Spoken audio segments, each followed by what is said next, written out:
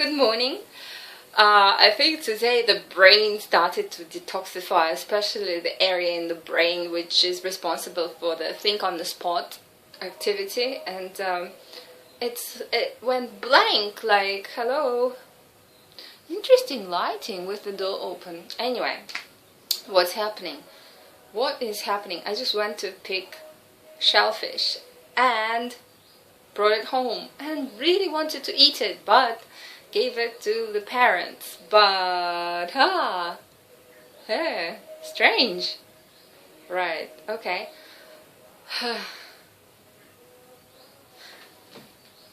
Thank you for the spirulina. It's keeping me healthy. This is one thing I'm allowed to eat during the fast. Not eat, drink. And this is the rest of the big bottle of spirulina water today. Was all drunk along with 6 coconuts and a liter of vegetable juice, but not yet. And today I made kimchi juice.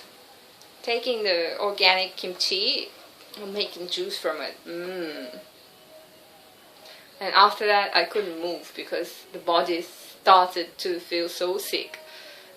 Like during the detox you get that sometimes you're okay, so hyper and full of energy, and then you go like, oh, and everything starts to ache, but you can't really identify where the pain is coming from, and that's what's happening. You don't really know what is wrong. You don't feel like vomiting, you don't feel like going to the toilet, you don't have a headache, but the body somehow like switches off for let's say 10-20 minutes. And in that time you can't think, you can't move.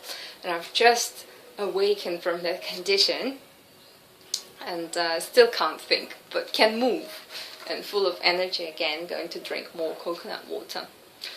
Now I know that you are not fasting and that you are not on any special diet, probably most of you, but you hear me talk about this detox all the time and how I feel on the 6th day and 7th day of fasting. Today's day 7, by the way.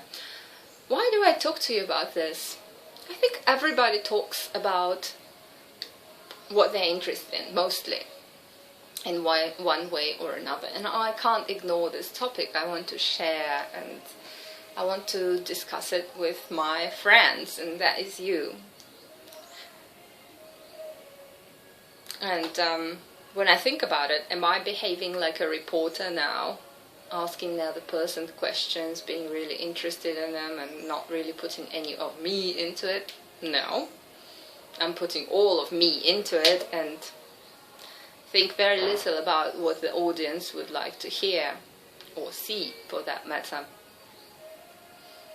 But please forgive me. I'm having a difficult time trying to switch my mind off the fasting. Why? Because it's an exciting process that doesn't happen very often.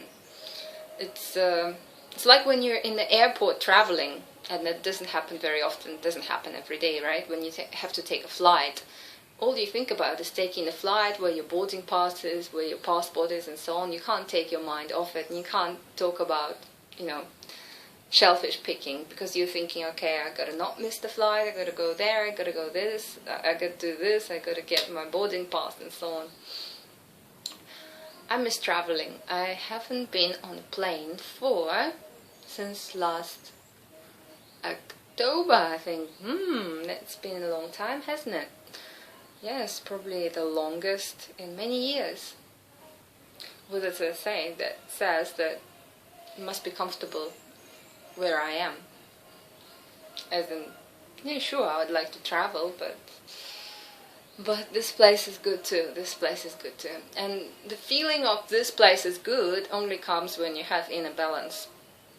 Why? Because if you don't have the inner balance, your subconscious mind starts to think that the grass is greener on the other side somewhere, maybe in the area of your town, or maybe on the other side of the planet. That must be better there than here. And I used to be like that, a little bit like that, when I was in my teens. I always wanted to go travel in Australia, and I thought Australia must be so wonderful and beautiful, much better than New Zealand. And then when I got to Australia, I wanted to travel to Asia and Malaysia and Singapore and all all the other countries, and I thought, well, it must be better there, it must be more exciting, it must be more interesting, more to see. But now I realize that when you carry this balance and fulfillment in you, you realize that wherever you go, you feel the same. You feel fulfilled and happy, and you think, oh, it's a nice place. Go to the next place, oh, that's also a nice place. Sure, here they have wonderful food, here they have beautiful mountains, here they have nice temples, here they have mushrooms, here they have shells, here they have vegetables, fruit, and whatever else, nice weather, nice architecture, and every place seems nice. How strange, right? Obvious, yes, but until you really feel it, not just explain it in words so that it's logical and makes sense, but when you feel it, it seems like a discovery when you realize something. And I think I realized that we feel depending on how we are on the inside rather than what is happening on the outside. The circumstances can get us off our feet or get us like bouncing on one leg, but once we get back into that balance and stand on both feet, we're okay again.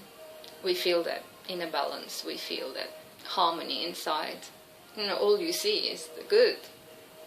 Doesn't matter how polluted the city might be and how bad the traffic jam is, it's like, I see the good. It could be worse too. This is good and that is good. I don't need to see what is not so good.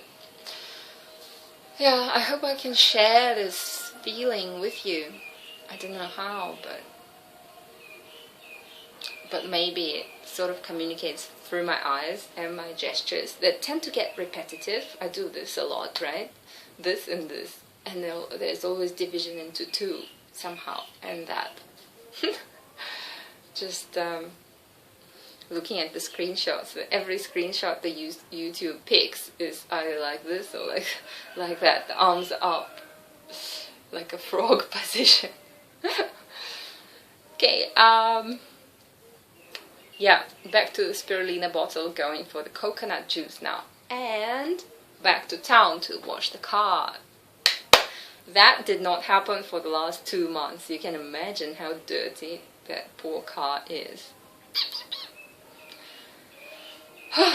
Okay, have a good day. I feel a lot better now. Now the brain switched back on, so I can go out and do stuff that requires a lot of brain activity, like getting the car to the car wash. See you tomorrow.